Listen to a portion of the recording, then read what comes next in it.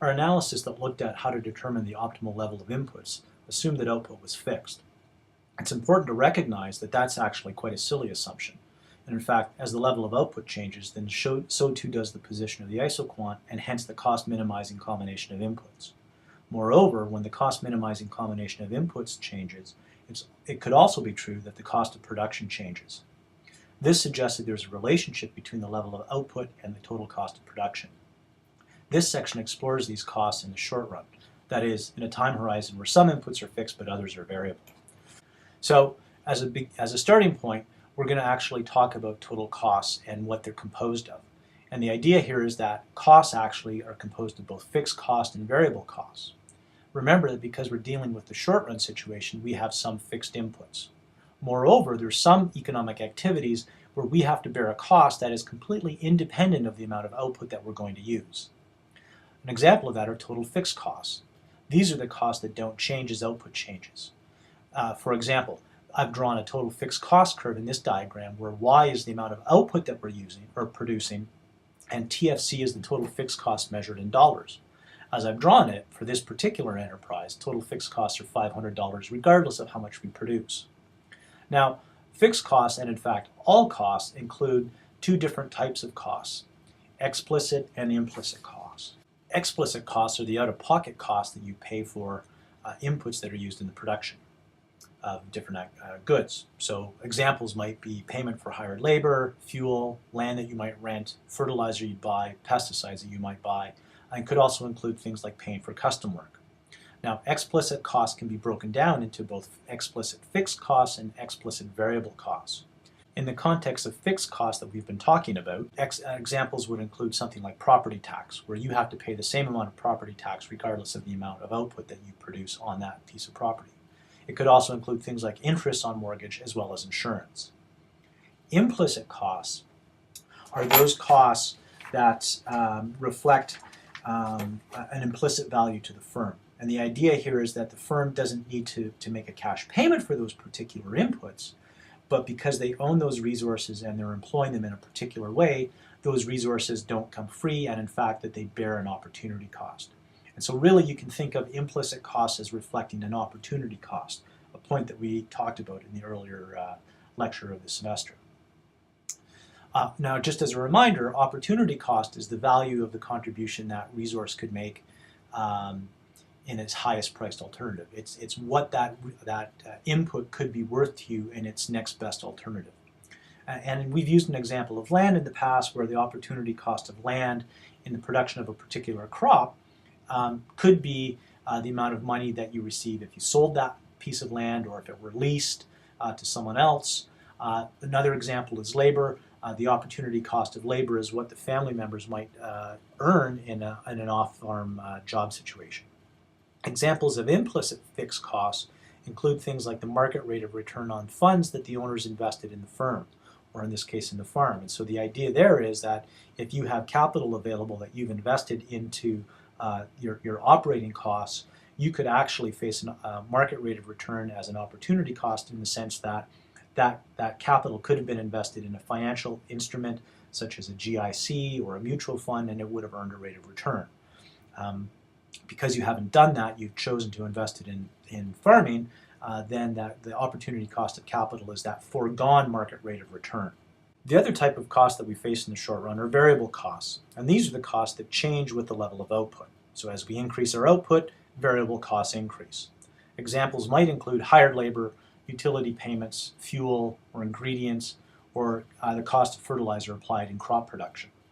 These costs typically start at zero and increase with output, and eventually increase at an increasing rate and then will bend back on itself. Now the reason why that total variable cost curve bends back on itself is that at very high levels of production we might have entered the third stage of production. In that case we're still bearing the cost of the input, so our costs are high, but we're actually realizing a lower level of output. Total cost is simply the sum of total fixed costs and total variable costs at each level of output.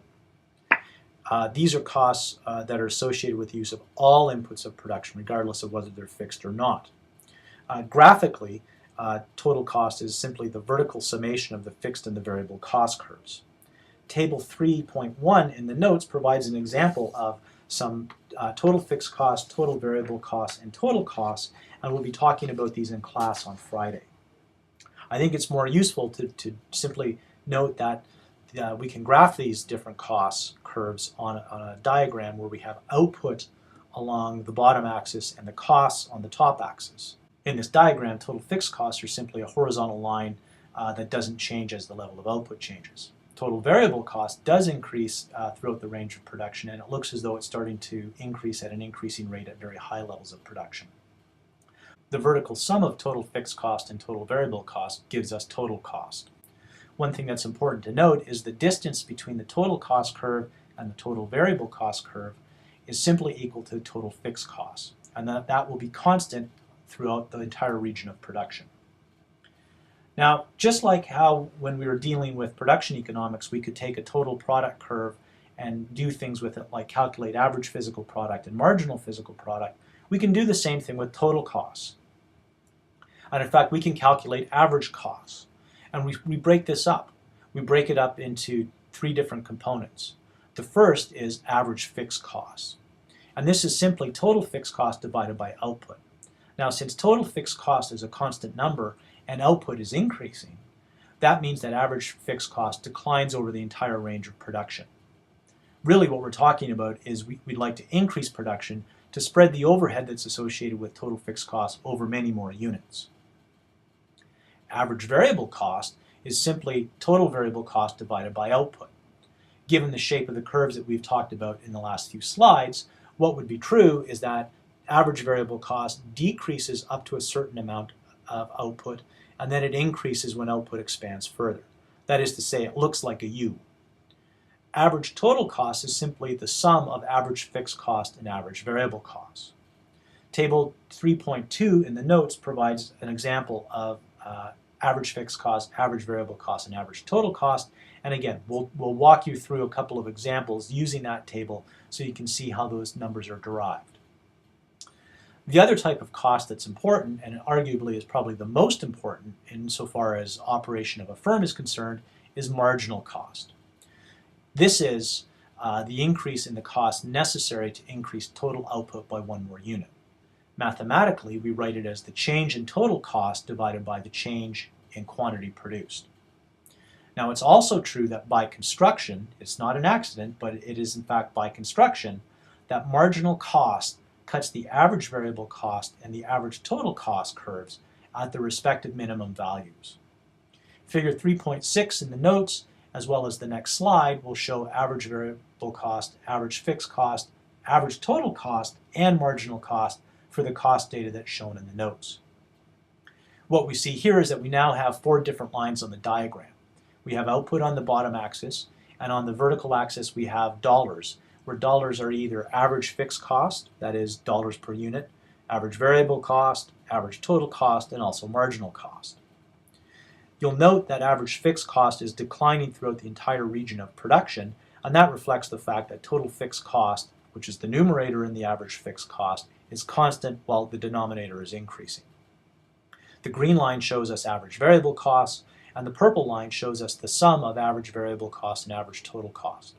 It's important to note that the purple line is the horizontal or the vertical summation of those 2 different curves. The blue line shows marginal cost, and while it's difficult to see in the slide, it is true that in fact the marginal cost curve is cutting the average variable cost curve and the average total cost curve at the respective minimums.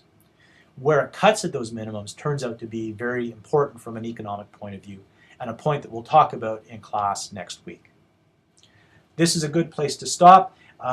We'll illustrate some of these concepts in class on Friday, and then on Monday we'll pick up with the discussion of long-run costs and a discussion of a concept known as economies of scale and diseconomies of scale.